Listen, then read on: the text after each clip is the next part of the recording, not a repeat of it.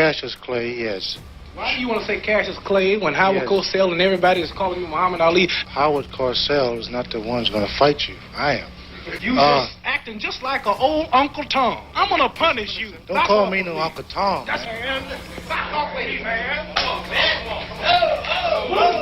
The year is 1967. Muhammad Ali is the reigning WB heavyweight champion, his sharp tongue as quick as his hands, and he's chasing the WA title to reclaim his undisputed status. This man has never knocked nobody out cold. He's a bully. He's slow. He has no skill, no footwork. He's awkward. And I have given him a name. I named Floyd Patterson the Rabbit. I named Sonny Liston the Bear. And he shall be known as officially as the Mummy. The Mummy.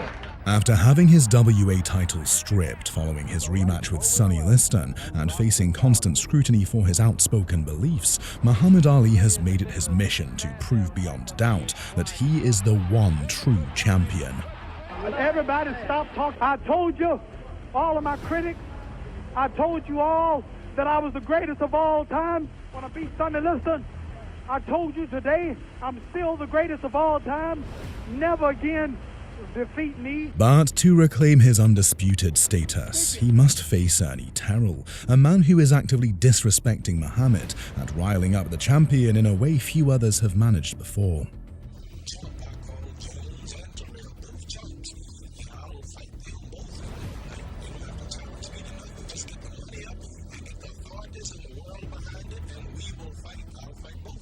So will the greatest's anger cloud his focus and cost him his shot at reclaiming undisputed glory, or will Ernie Terrell suffer the consequences of his defiance and endure a beating unlike Ali has ever dished out before, like Rocky on Ivan Drago?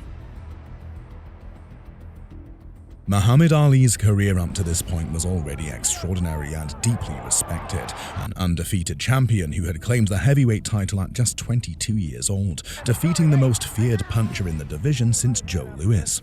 Don't you have any respect for him at all, as a fighter? As a fighter? I think he should be locked up for impersonating a fighter. Sonny Liston had been defeated back-to-back with iconic knockouts, cementing Ali's place as the new king of the division. In the time since, he had continued to dominate, turning away challengers like Floyd Patterson, George Chuvalo, and Cleveland Williams with ease. Muhammad Ali had a sharp tongue that made him impossible to ignore, yet his brilliance in the ring left even his harshest critics speechless. Taking inspiration from the great Sugar Ray Robinson, whose prime dominated the 40s and early 50s, Muhammad Ali had redefined what it meant to be a heavyweight.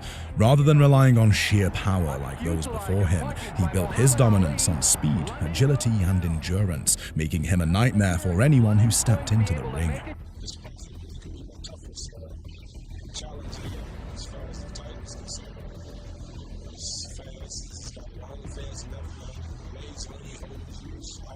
Ernie Terrell wasn't known for flashy trash talk, but his words carried weight where it mattered. While he wasn't a showman outside the ring, his calculated refusal to call Muhammad Ali by his chosen name became one of the most infamous acts of disrespect in boxing history. Well, what's your name? You told me your name was Cassius Clay a few years ago. I never told you my name was Cassius Clay. Terrell had what most regarded as a granite chin and a long, awkward style that often proved effective against less mobile opponents. But his defense was rigid, his movement predictable, and while he could wear opponents down over time, his lack of explosiveness meant that across 15 rounds, he often struggled to shift gears, trudging forward like a rusted pickup on its last legs.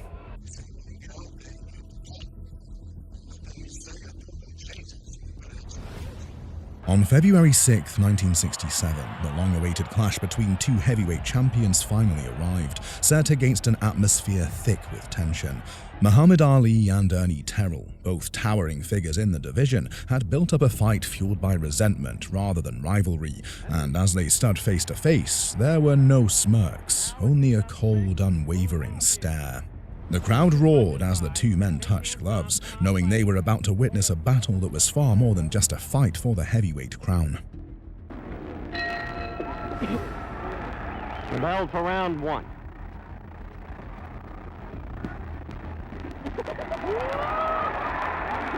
Ali surprises by opening strongly. but diagonal.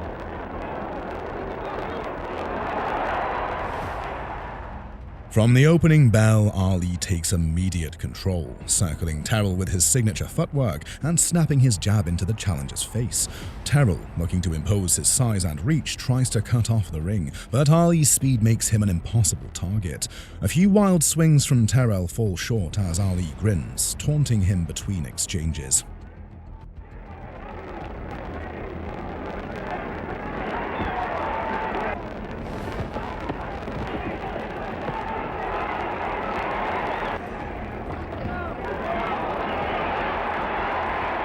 Quick lefts, neither doing any.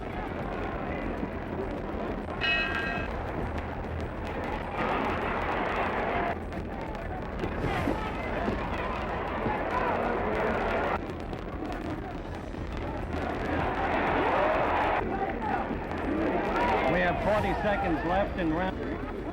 Analysis by George Chavallo as we.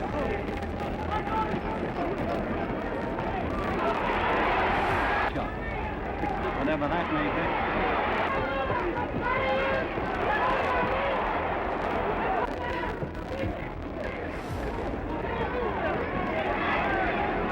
30 seconds to go and we're ready for the advent of round. By round 4, Ali begins to play with his food. Standing in front of Terrell, he dodges punches by mere inches, making Terrell miss repeatedly before tagging him with quick counters.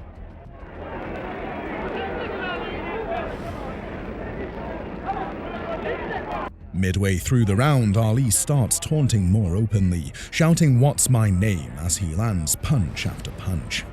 This one beautiful.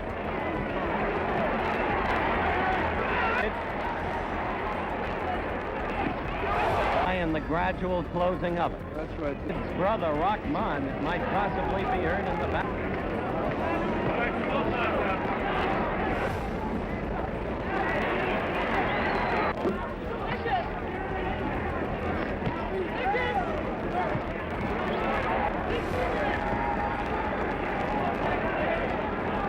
Gets to the corner, they put the ice pack on the eye. Ali's going after that eye like he went after Henry Cooper. George. He just tripped. The champion just tripped. And Strange Lane is.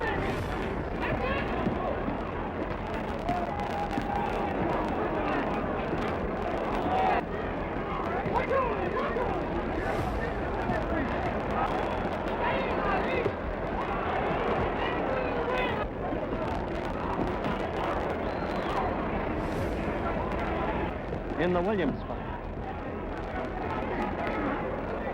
As the crowd starts to boo the lack of action. Let's go.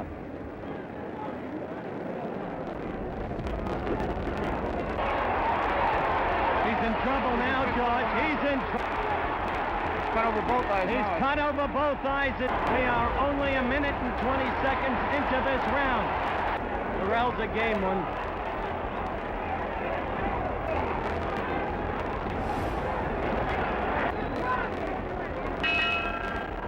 Now the bell for round 8.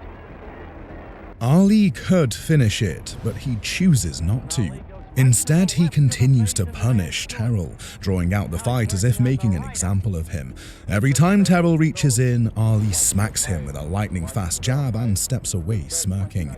Terrell's offense is non-existent now. He's just absorbing punishment. But look at his guts. One has to wonder why he changed his strategy.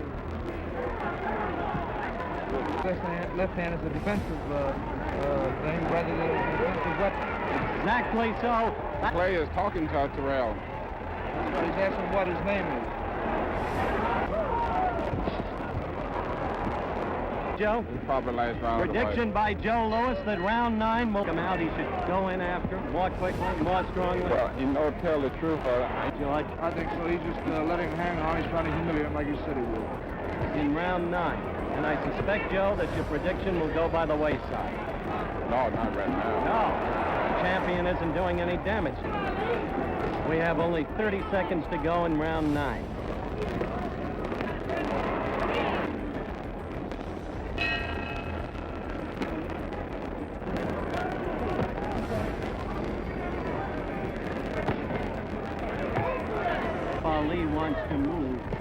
can do it very readily still. And release it.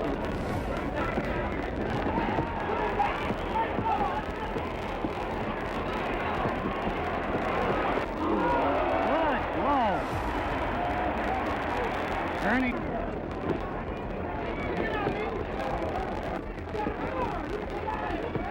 Well, he doesn't look that fresh anymore, George.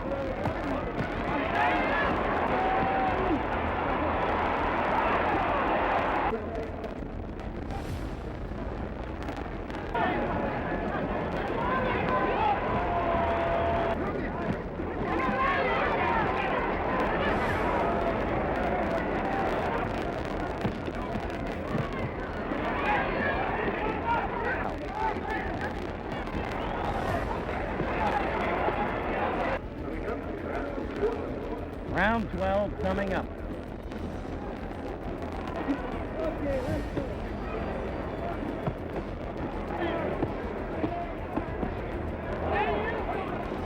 He is being more aggressive as this round starts. It may be that he's going to try to finish it this time.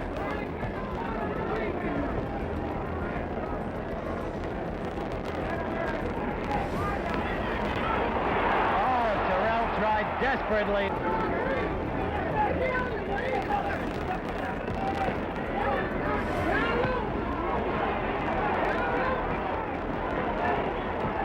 If we can do it, we're going to show you that desperate right that Ernie missed in slow motion between rounds. Ali is now pummeling Terrell. Just moving in next to him. The older he gets, the better looking he gets.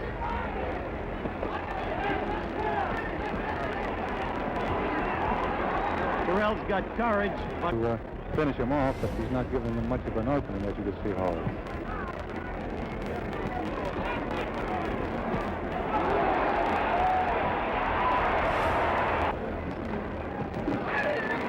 We've got 30 seconds to go in this round. We questioned before whether Ali was just tormenting him. Could have put him away earlier after the damage. He spent 2 days up there. All right, round 13.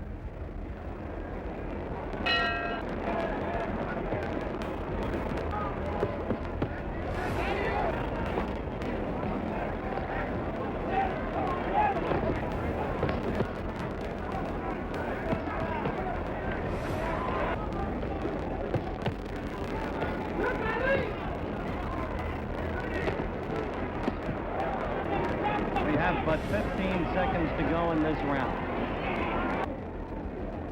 What impels a man to go out there? How did Ali? We'll certainly do, Howard, and keep on a sustained attack.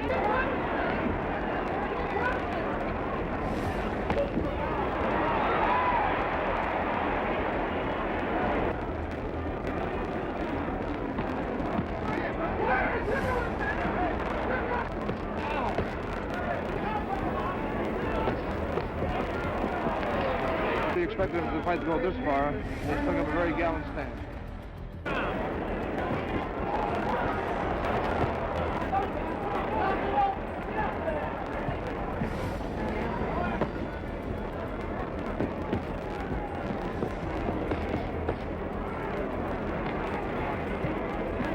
In summation, it may be said. With the fight already decided, Ali coasts through the final rounds, still refusing to deliver the knockout. He taunts, lands and moves, all while Terrell, barely able to see, takes the beating in silence. The final bell rings, and there is no doubt, Ali has made his point. It's over. I'm going to be going up into the ring. Once again, Undisputed, unanimous decision I repeat, the undisputed for the champion of the world, Muhammad Ali! And while it had been nice to say that Muhammad Ali and Ernie Terrell buried the hatchet, that wasn't the case. Ali never forgot Terrell's refusal to call him by his name, and though the two never crossed paths in the ring again, their relationship remained distant. Terrell's career never fully recovered. He never fought for a world title again and slowly faded from contention. Though he remained a respectable fighter, his most famous night would always be the one where Ali punished him for 15 brutal rounds. Years later, Ali acknowledged Terrell's toughness, but the fight itself remains a defining moment, a night where Ali proved that sometimes winning isn't enough. A lesson had to be taught.